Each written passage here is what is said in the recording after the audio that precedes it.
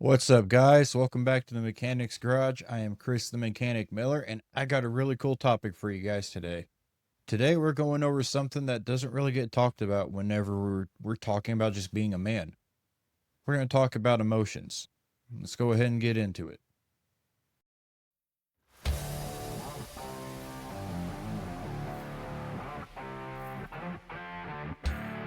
Welcome to the Mechanics Garage. Let's get to work.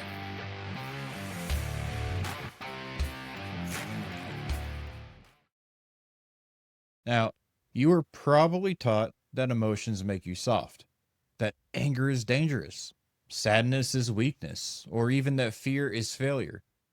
So you learn to shut it down, push it aside, or cover it with something louder. A lot of times that's humor, aggression, even silence, or substitute it for work. Maybe that helped you survive, but it's not going to help you lead. Not your life, not your family, not yourself. This isn't about becoming emotional, though. It's about becoming emotionally capable.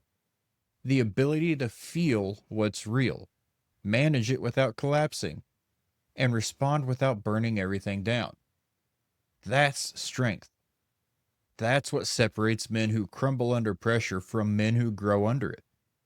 But to get there, you've got to stop avoiding the hard stuff. Look, this one in particular had a hold on me for most of my life. Being told things growing up like, you shouldn't feel that way, or that's not a reason to cry. I learned to suppress, to keep the emotions inside. This led to a multitude of issues, never really being happy, just faking it, never allowing myself to be sad or grieve. And if I caught myself, ooh, man, that's when I would start shaming myself just because I did that. But above everything else, I chased what I thought love was, never knowing what it actually felt like. To be real with you, I didn't know what love was or what it felt like until I took a 3-day trip to go and see my mentor, Rick Yee. He's the guy that created the warrior way mindset.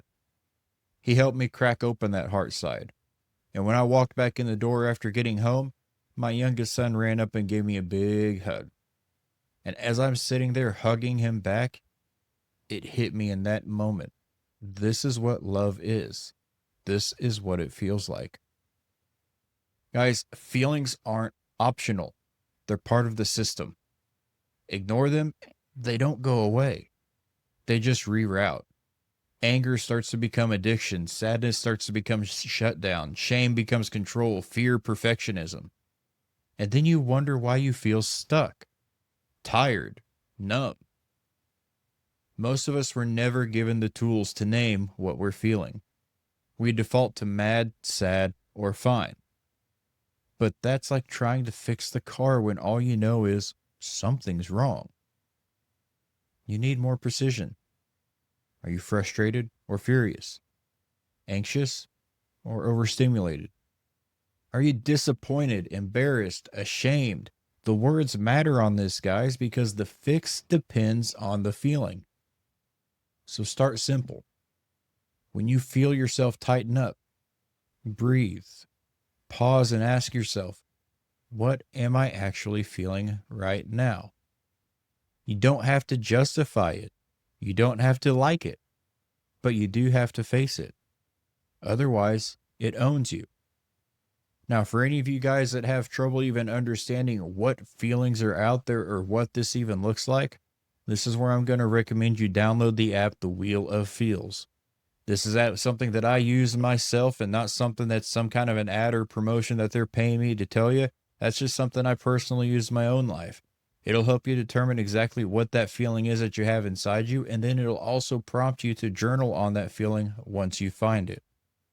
See, reason I want to bring this all up today for you guys is there is a myth of emotional control around it just messes people up. They think it means never reacting. They think it means we just have to completely shut down, right? We can't have these emotions. But real control doesn't mean you feel less. It means you recognize what you're feeling and then choose your next move instead of letting it choose for you. Guys, we can be absolutely furious and still speak calmly. You can be afraid and still move forward.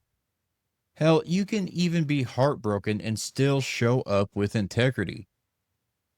That's what I like to call emotional horsepower. That's the system that keeps you from flipping the car every time the road gets rough. But there's another layer: emotional capacity. A lot of men only have enough space in their system for one emotion at a time. Usually it's anger, since that's the only emotion we were told growing up is okay for men to show. And I use the term okay very, very loosely here, guys. But everything else gets stuffed or redirected. So when sadness hits, we get mad. When fear creeps in, we get mad. When we feel rejected, unheard, embarrassed, you name the emotion, when we feel it, mad. It's not that anger is wrong. It's just usually covering something else, the actual feeling behind it all.